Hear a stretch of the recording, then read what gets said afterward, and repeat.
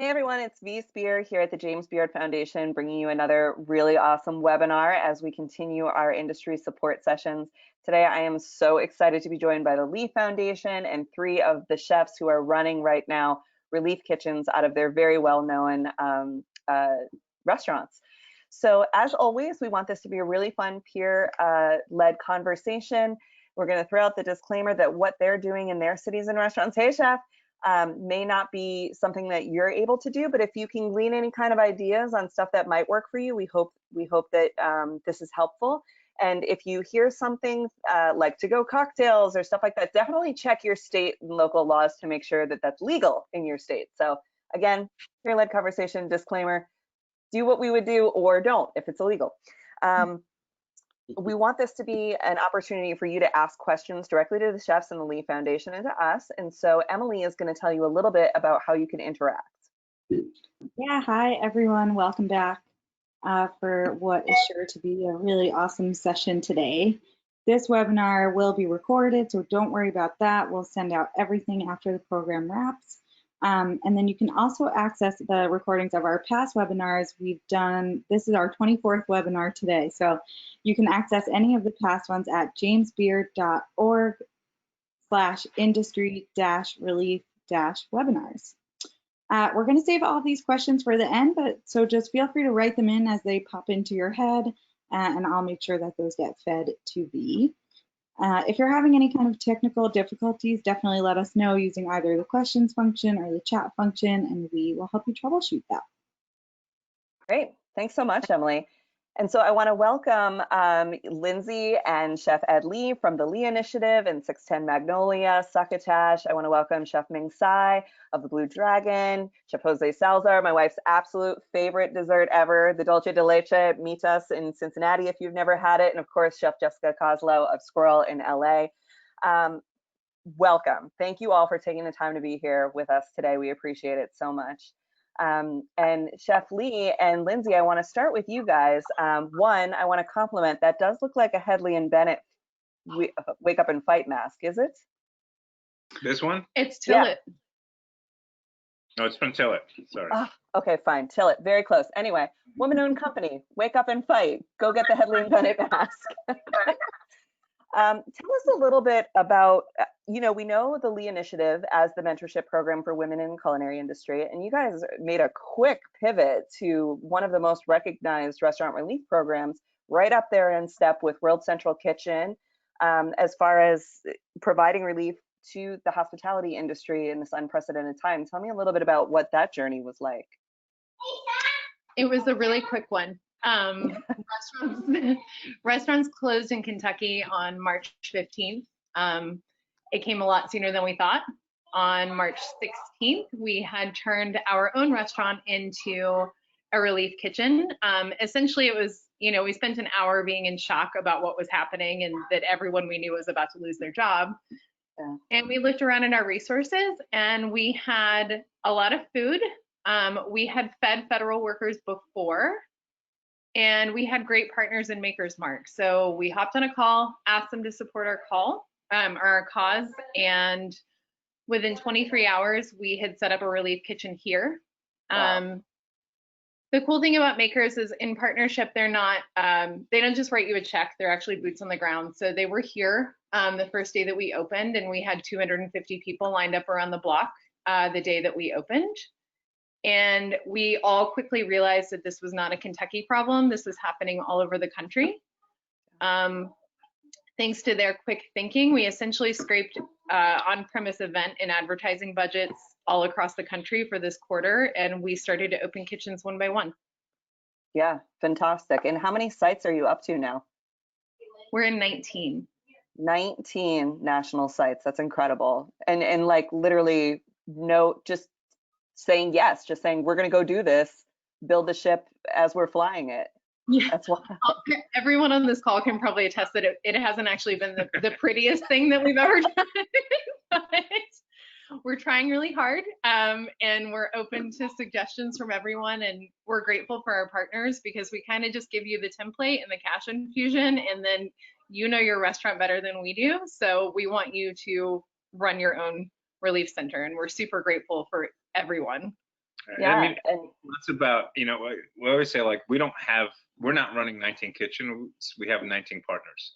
And, Yeah. and so every city we go to, we ask the chefs to really step up to the plate. And, listen, one of the things that is a ray of light in all this is that every chef that we've asked has gone far beyond what we've asked of them. And, that's what we do, right? That's where the hospitality industry, to me, is still hopeful, is still amazing, it's still a family, it's still a community. Like every chef has said yes and stepped up and just been incredible. And so like this is this fighting spirit that we need to carry us through this and take us to the finish line. yeah, absolutely. And thank you for all of that thought and heart that you put into it. And Chef Ming, the Blue Dragon, Boston, everybody knows that place. And when you walk in, it's just gorgeous, and the lighting is perfect, and the food is beautiful, and you've got a bustling cocktail thing going on over here. Tell me about what it's been like to flip that experience and now be providing essentially pantry relief staples and meals for folks that are in need. Yeah, I mean it's a huge pivot, as you can imagine, where there were big Dragon Balls that are now Pampers and formula. So that's a huge pivot. Both are good, both provide a need. Hats off first to Lindsay and Ed. You guys, thank you. You spearheaded an incredible project. I closed before Governor Baker closed because it was just getting out of hand. I actually just said in an interview that people were toasting, these millennials were toasting COVID. Cheers to COVID. I'm like, okay, we're shutting this down. This is ridiculous. Yeah. Right? Because I am a science guy. Gravity is never going to stop, and science is right? This means it's going up.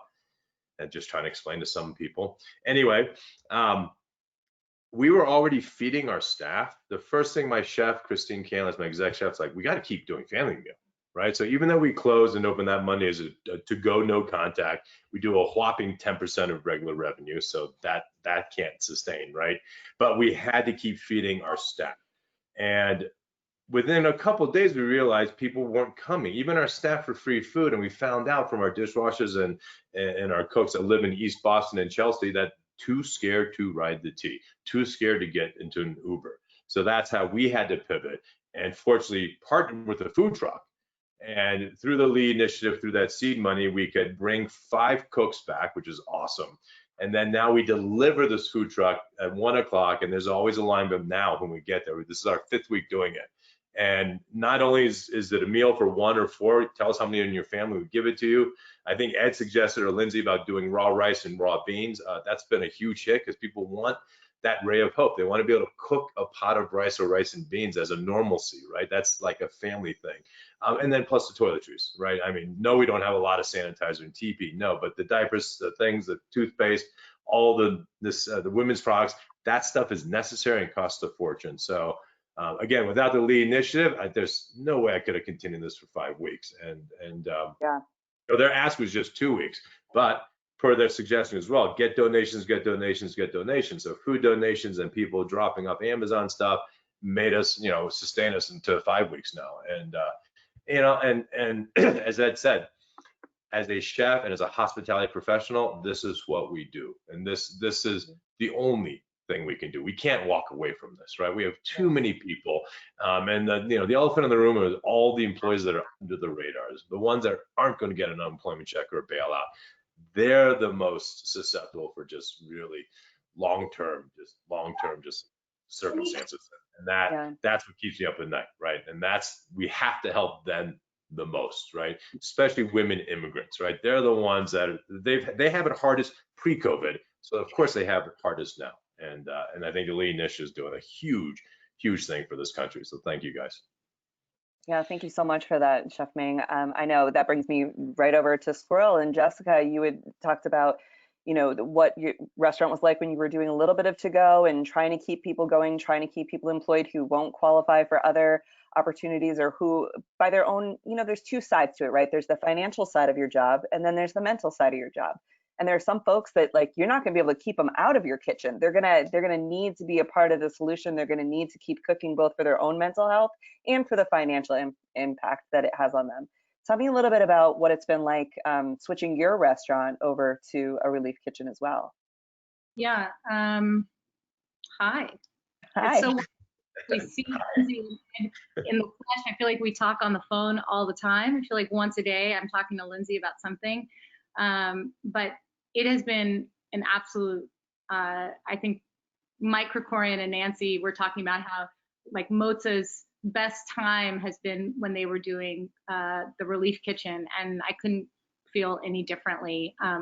I had actually been inspired by what they were doing and had pulled together some resources, started calling people that I knew in Los Angeles to build something called Family Meal, which is what we call the Lee Initiative in Los Angeles at Sqirl.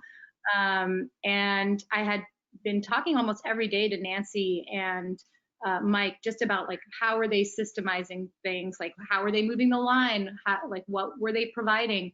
And so it was a really interesting turn of events, because on the 30th of March, I had talked to them. And then on the 31st, Mike said, Nancy has tested positive for COVID. And would you take over as the kitchen in Los Angeles for the Lee Initiative? And it was the 3rd, we closed our restaurant. And we really closed our restaurant because we were too busy. And we really needed to rethink our protocols for safety, rethink how we did to go.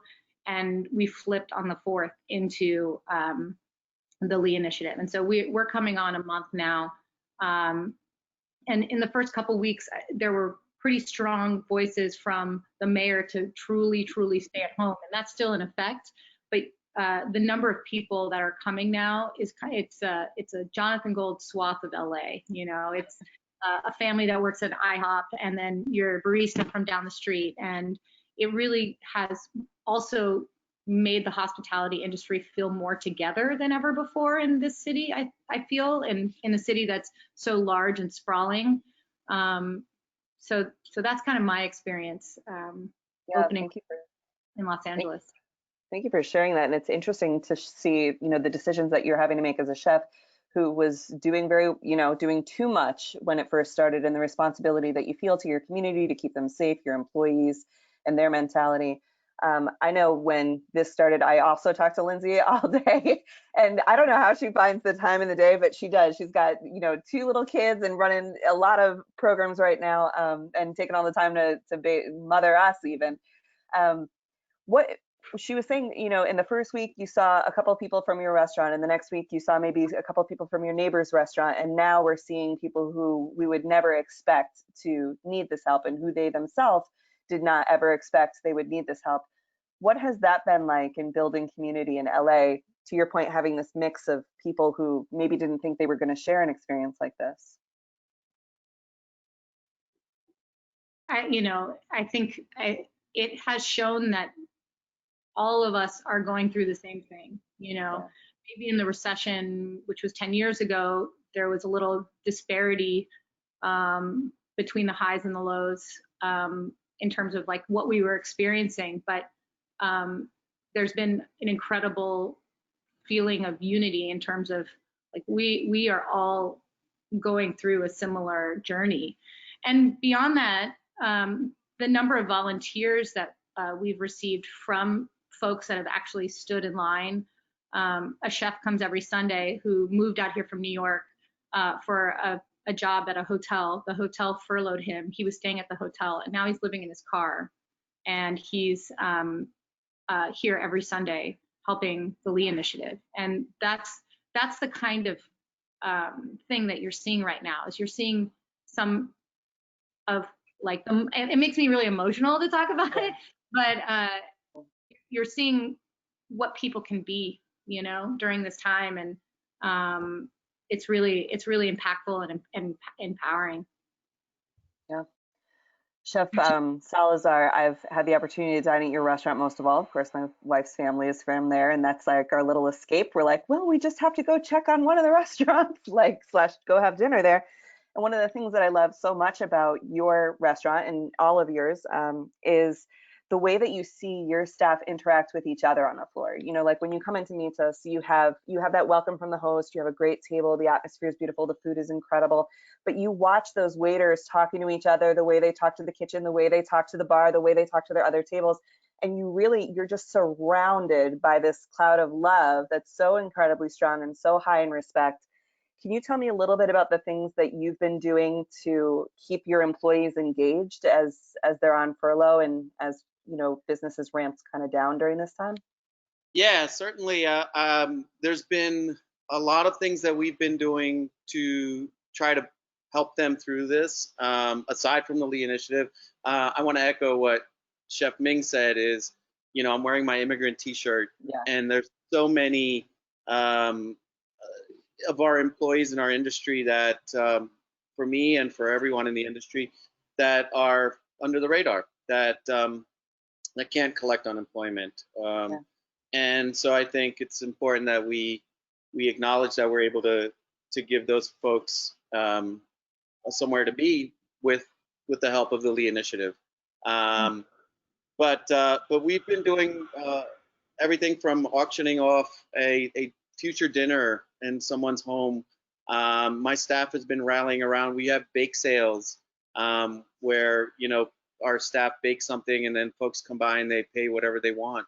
And we've raised thousands and thousands of dollars for our staff. So so that's great. As it relates to the Lee Initiative, I mean, it's just been an amazing outpouring from the community, from everything from the big distributors, you know, the national, the Cisco's of the world, and all the way to someone who makes jams, Jessica, and, you know, and decided they wanted to donate, you know, 10% of their inventory to the initiative. So it's just been an amazing experience to see people coming out and you know, taking care of one another.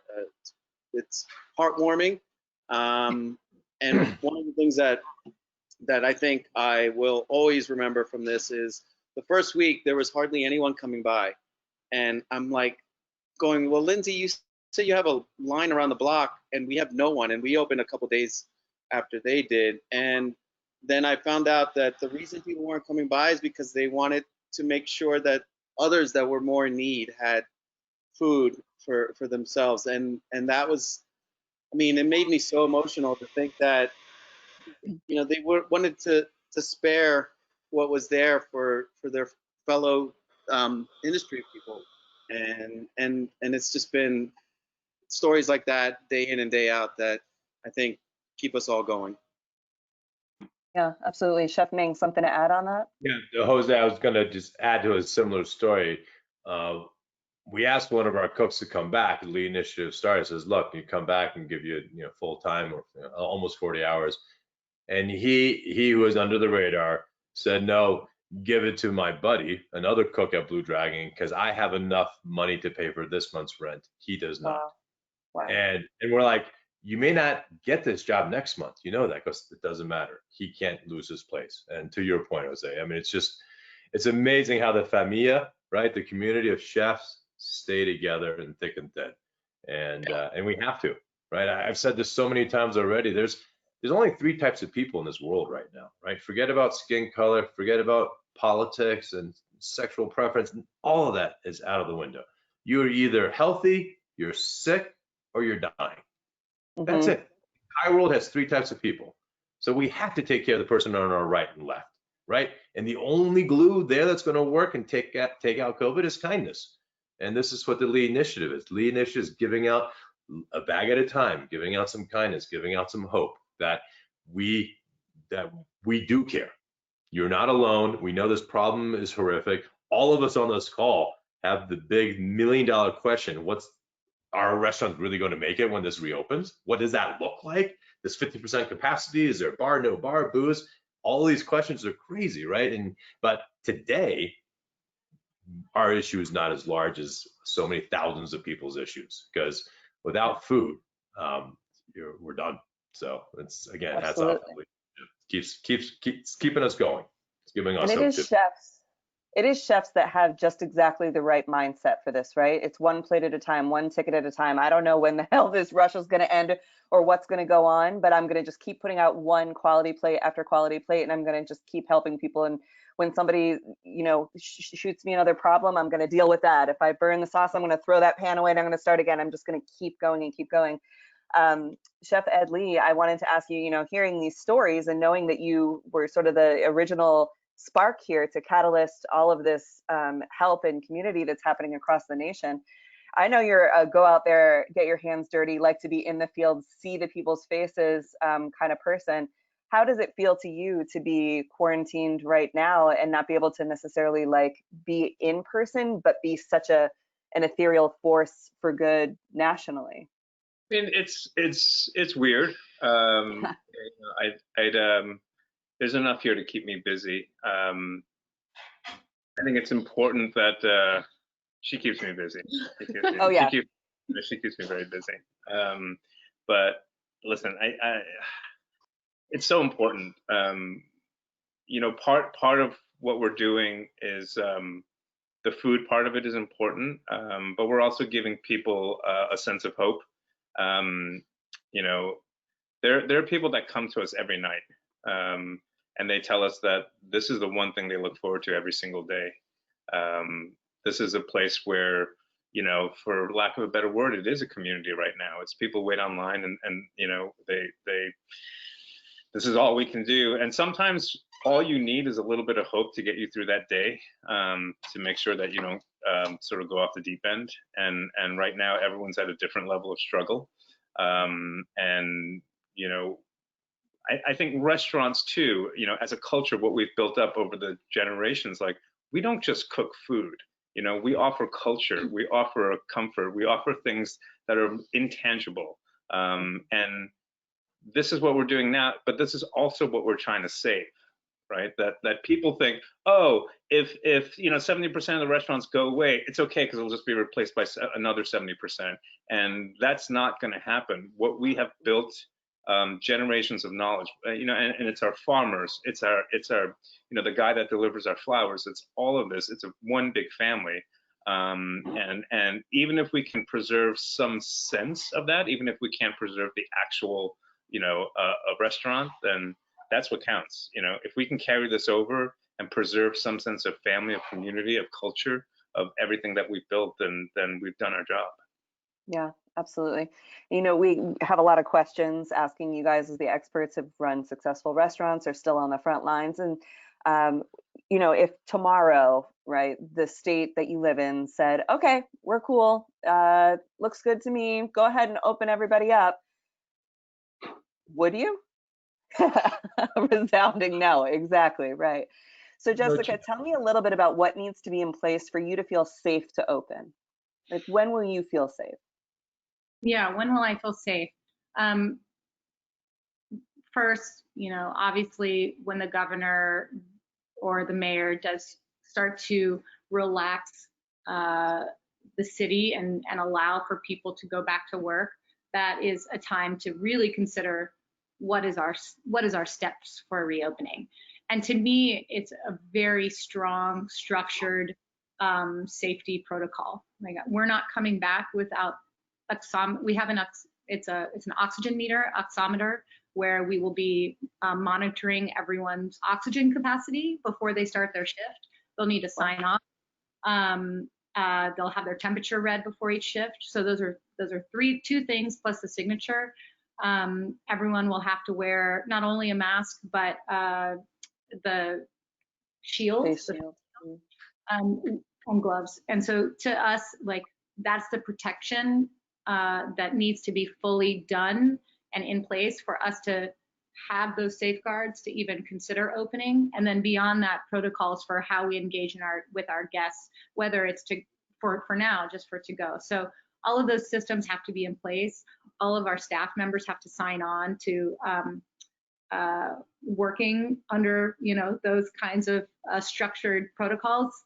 And really that's all I'm thinking of. And I spend a lot of time of my day talking to other chefs around the world to see what they're doing. Chefs in Hong Kong, chefs in Japan, France, Copenhagen. Everyone has a different way in which they're combating or considering how to reopen. But I think for us, especially because we're such a small place, we're such a small restaurant, and part of the joy of Sqirl is the tightness.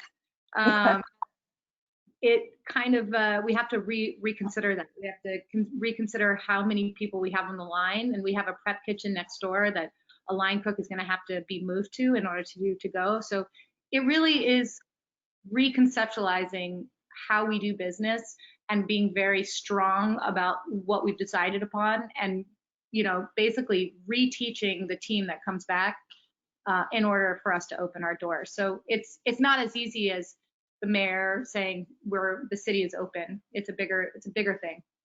Yeah, Chef Lee, I want to ask you about the Succotash property out in National Harbor. Incredible restaurant, love it. But that's a big space. That's a space that you're filling and you're refilling and you're refilling. What are your thoughts on how these larger restaurants are going to need? What are they going to need to do when you can't turn tables and do 700, 800, 1,000 covers a night to make profit? Like, what advice would you have? We're going to go out of business, is what we're saying. Yeah. We're thanks for reminding me. I was just no, I mean, listen, the big thing right now is we're talking to the landlord to restructure rent. Yes. I think one of the things that I'm fighting with just on the business, on the back end of it for my personal businesses, we can't open at 50% capacity and pay 100% rent. It's just not that. Every single restaurant will go out of business in 6 months. So if we're functioning at 50% capacity, if we're taking all these extra measures, there has to be a restructuring of the entire business structure of restaurants. It has to start from the top down. It's not, the buck stops here and we have to do all the hard work and do the heavy lifting, but the landlords still get their rent. So this is going to be a fight, whether it's insurance companies, whether it's landlords. This is going to be a fight. We've got lawyers on our end, and we are going to fight tooth and nail, and say, like, there has to be a rethinking of how everyone does business from top to bottom.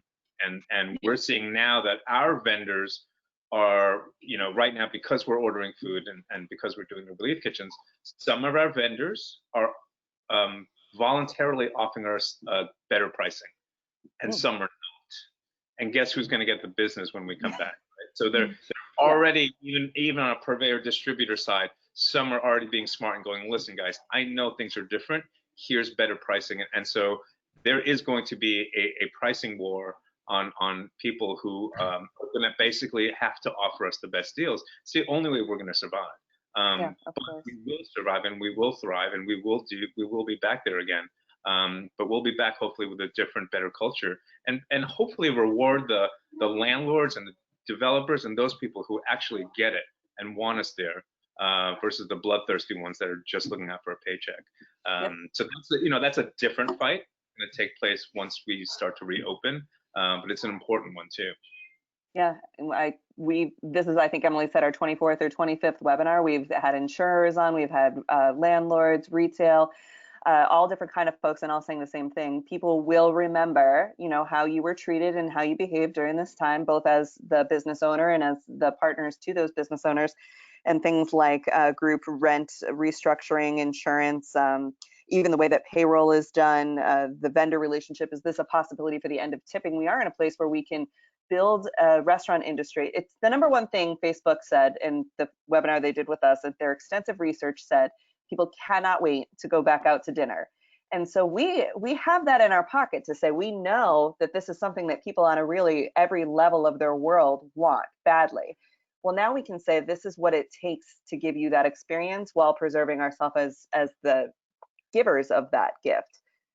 Chef Ming, I think, how is this going to change for your business? Like, you're going to obviously have to change your business model. Everybody's going to have to slightly here. What are you seeing in terms of changes when you reopen? So the premise of a restaurant is a place to gather, right? That's why we have restaurants. That's why we have bars. Yeah. And until we can really gather like we used to, it's going to be so hard for any restaurant to make a profit. Everyone can pivot, and you can do your grocery store, and you can do your semi-prepared foods and all that. That's never going to bring back that $150 bottle of wine and 2 martinis, and right? The gathering is what creates the family, but it also, the gathering creates the bottom line. So for me, one of my options is to wait it out, but close, right? I mean, lead initiative, absolutely do that as long as I possibly can. Continue to try to feed all my staff, and I have 28 staff at Blue Dragon somehow, some way, maybe out of Blue Dragon, but I can't hemorrhage 25, 30K and lose that much money for the next 6 months, even if it's free money from the government, right? This loan that they're offering comes with so many things, like you have to have a 75%, 100% of your staff back the day you open. We're 50% capacity, as Ed just said. If it's 50% capacity, you don't need 100% of the staff.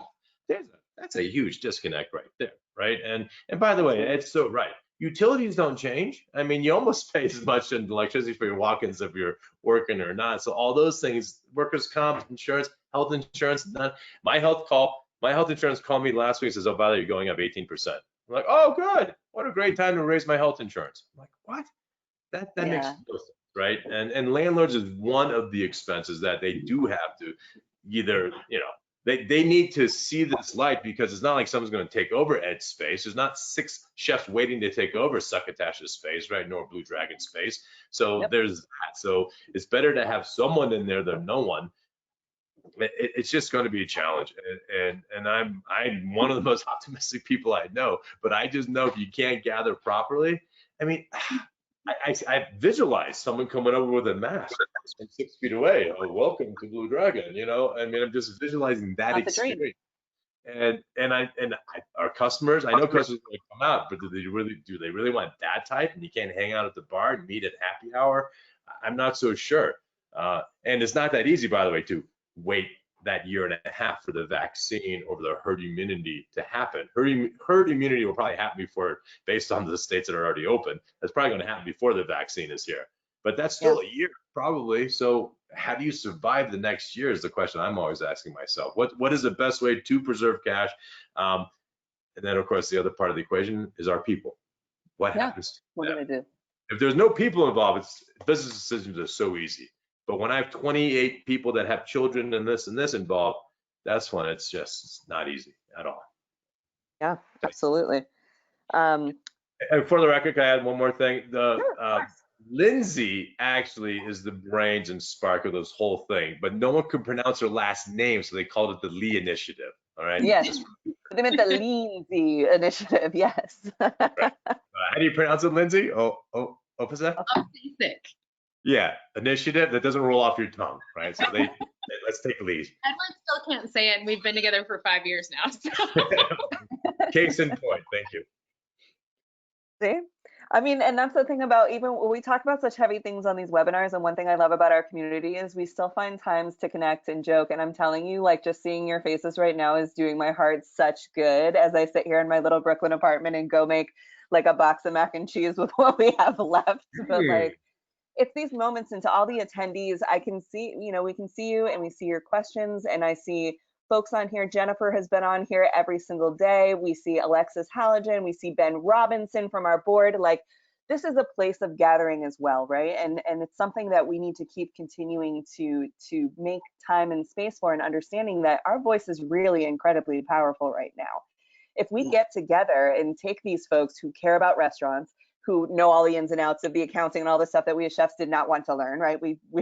Y'all got into this because you wanted to be creative and make some beautiful food and like have a nice time and stress out every single day. But there's so much more that's going into it. And when I see the names like I see on here of people who run real estate companies, people who are investors, I see Elaine Chon Baker, who invests in more women-owned restaurants than anybody I know. Like, this group of people is going to rebuild this industry, and we're going to rebuild it in a way that makes sense for us and our people, so that if and when this does come up again in some form or fashion, we're better prepared, and we're not the ones that are trying to pull our own selves out of this like sort of chaos, because no one's really reaching out and saying like, hey, let's help restaurants other than restaurants and chefs, right? It's something that we need to continue to push on. So one thing I wanted to ask in addition, and we're getting a couple of questions coming in now, is with virtual events, right? So we've got the stuff that we want to do to take care of our community, whether it's the Lee Initiative or being a World Central Kitchen or setting up your own relief operation through whatever community funding you were able to pull together. And then we've got our to go. And then some folks like Kelly Fields, who's on here, we have Gold Belly and we can ship things all over. What about folks who are maybe in a smaller community and they don't have those same kind of opportunities, but they want to stay involved with their community? Have any of you seen any success or have any advice on how a restaurant could do a pop-up virtual dinner, like create a menu, people come pick it up, set up a Zoom, have a little conversation, maybe 20, 25 people from their community? Has anybody done that yet or seen that? I've done it. Chef Ming is nodding. So I've done a couple of these, and they're successful because people get to connect. Zoom is a good platform for this, and I highly recommend not over 20 because then you can't talk to everyone. But we actually made a kit that they picked up, right? And they could. It's some things were semi-prepared, like the garlic oil was done, so the stuff that home cooks don't like to do. But slicing the shiitake, slicing the asparagus, blanching the pasta, that they cooked along, and that is usually better than when it's an event at Ed's restaurant or Jessica's restaurant that Jessica's demoing it and then people get to eat it. Here they're actually in their own kitchen and cooking, making mistakes, and it's much more entertaining because you can make fun of them. That's not how you hold a knife. Don't cut your finger off. How does that taste? And then you look at the wife, how does it really taste? And I mean, you can have a banter. And I think that's the joy of the Zooms and this type of platform, right? You can really have a full dialogue, and people really do appreciate it. And I do think when an experience that is good at any of our restaurants, like Ed said, they're going to remember that. So when it does reopen, let's go back to them because they gave us, for $100, we fed our family of 4 and learned how to, roll spring rolls or whatever. But I do think you have to do that because it keeps me sane, right? I have to continue doing something, right? And but it is a way of branding to say, look, we are here in the community. We want to do what we possibly can. And I'd be remiss if I didn't say that, and Jose mentioned it, the sponsors, the companies that are donating to Lee Initiative. I mean, we had Tabasco, Hood, Yogurt People, all these veg companies. That is so important too, right? And we as chefs are going to remember, okay, Hood gave me this many gallons of milk. All right, maybe I'm going to switch over to Hood, right? So it's a two-way street. It's called karma, which none of us invented, but it is working right now for sure. I'm going to tell you for sure, we have loaded up on some Maker's Mark here at my house just to support the Lee Initiative, not in any way because of the stress. But yeah, Maker's Mark really took a turn in my house. I realized that a coffee cup of morning is too much Maker's Mark, but anyway. It's a little bit too much, yes. Oh man, and you could switch it up. You have like your wine makers, you have your evening. They're different varieties. There's a whole brand portfolio, and we will be drinking our way through that over the next couple of weeks, and we'll do some tasting notes for the folks at home. Chef Jessica, we have a question about how somebody can volunteer in your kitchen. I said that we will direct them to you personally after this. So hello, Chef Gio. We will connect you, but really inspired by the stories that you're telling and people, just wanting to jump in and get included here.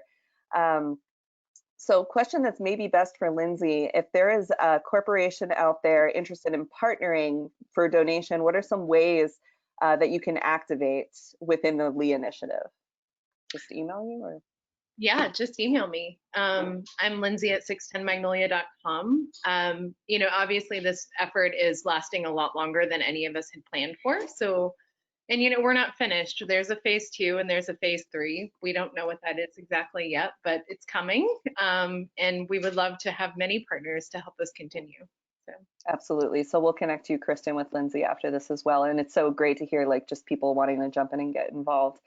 Do you think that there's an opportunity for things, this came sort of out of nowhere, right? And y'all set up the relief kitchens and it's worked out so well. And we're seeing that food security is a bigger problem than maybe we originally fully understood. I think a little bit, in fact, because we're so used to doing family meals. So we know that people are eating in the restaurant two or three times a day, depending on how long your shifts are.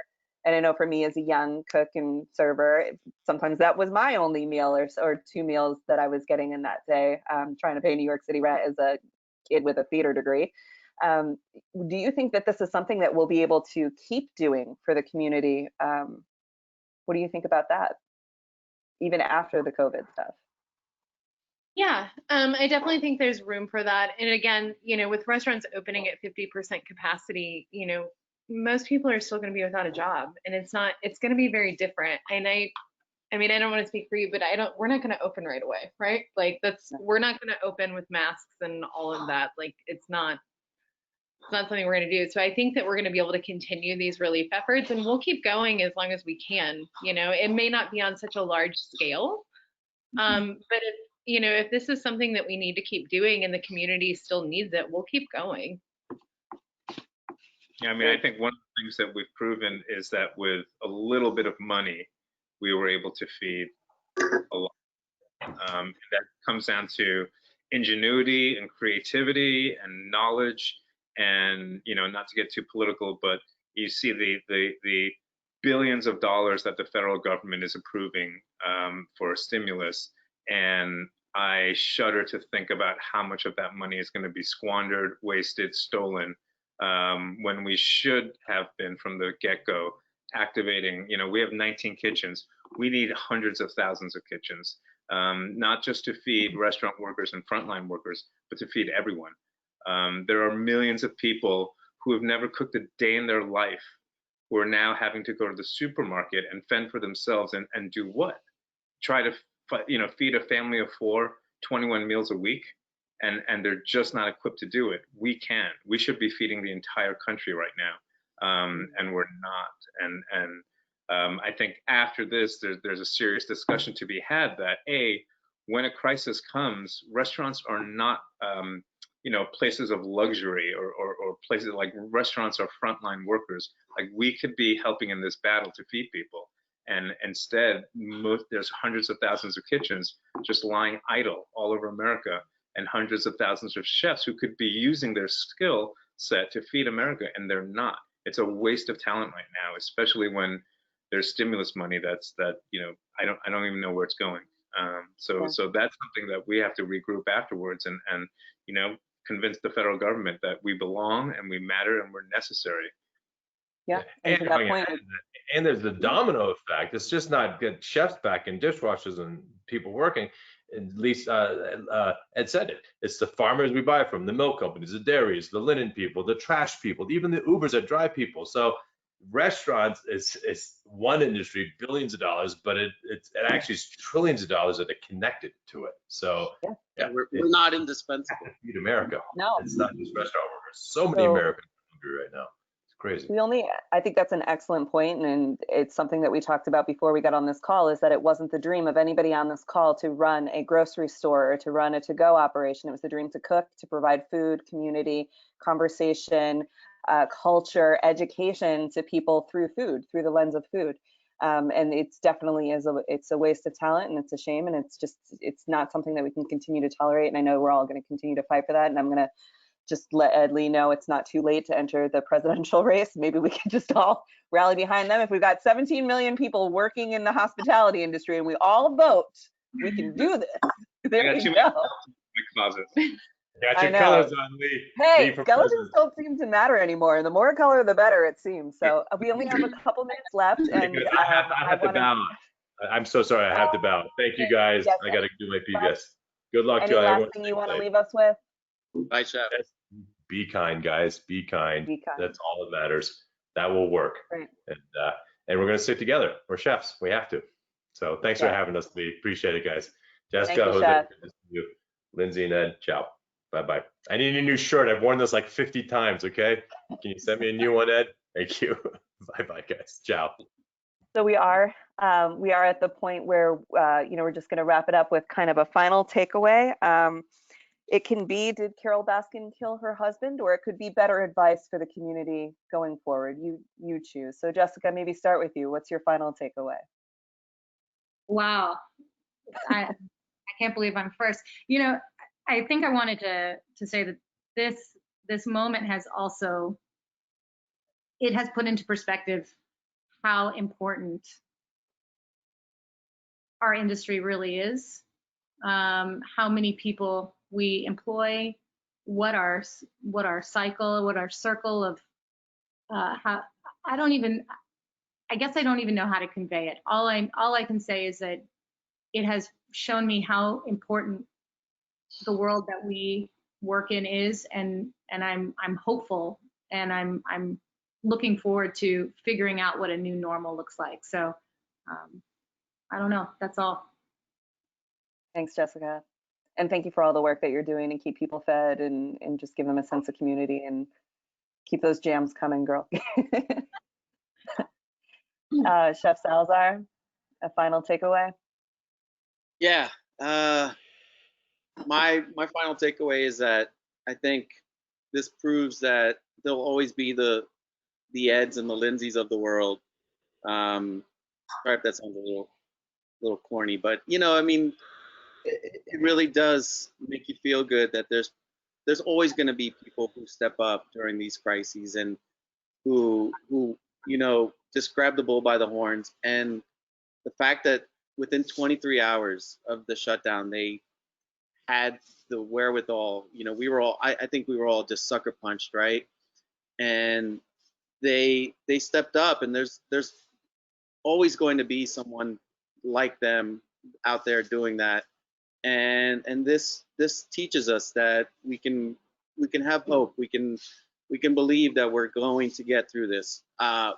What we're going to look like, we're going to all be a little beat up and worn down after all this is said and done, but we're going to get through it. And I love your analogy earlier of like, the ticket printer just keeps coming and you're in the shits, and somehow that you're going to get out of it. That the shift's going to end eventually, and so I'm looking forward to that. And in the meantime, we have folks like Lindsay and Ed who are helping us, jumping in and helping you and grabbing the saute pan out of your hand and saying, "Don't worry, I got your back." And that's always good to know that you have somebody in your corner.